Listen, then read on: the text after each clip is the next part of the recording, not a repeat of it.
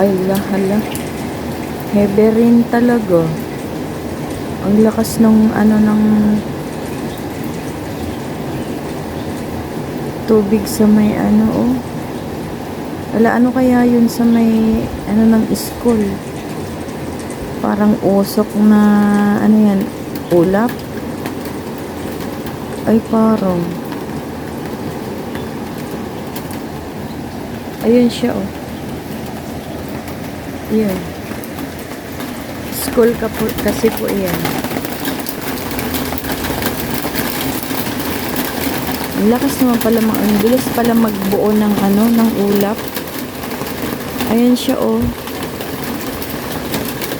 Ulap din yan. Wala, ang bilis. Nature is a nature. Nature talaga. Ay, talaga naman.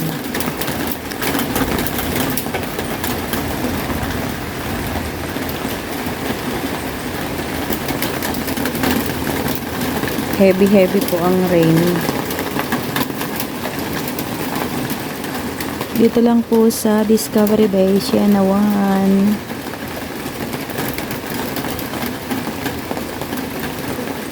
Ayan, nawala na yung nung ulap na ang itim kanina.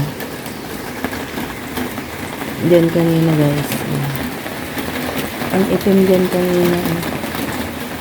Nagawag shout out. May typhoon kasi daw dito. Kahapon, ang lakas ng araw, ang init, 33 degrees po, pero ang nakalagay po dyan sa baba,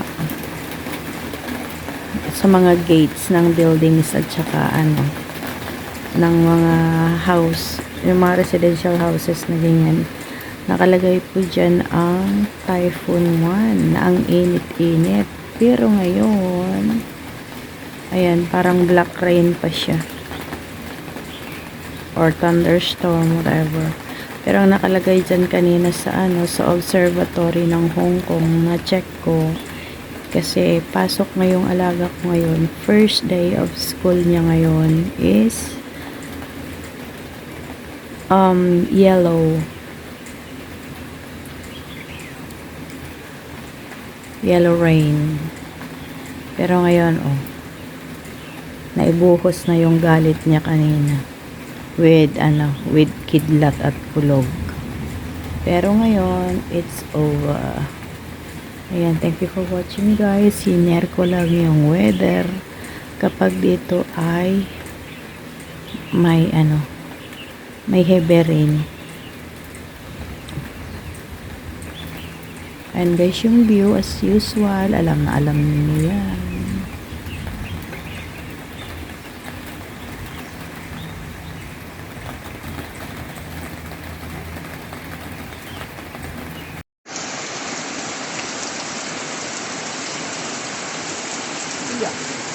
Heavy rain. You cannot see the mountain there anymore. It's really heavy. Classes start today is canceled. Canceled na po, guys. So, bumalik ang aking alaga at ito po yung larawan ng heavy rain po. And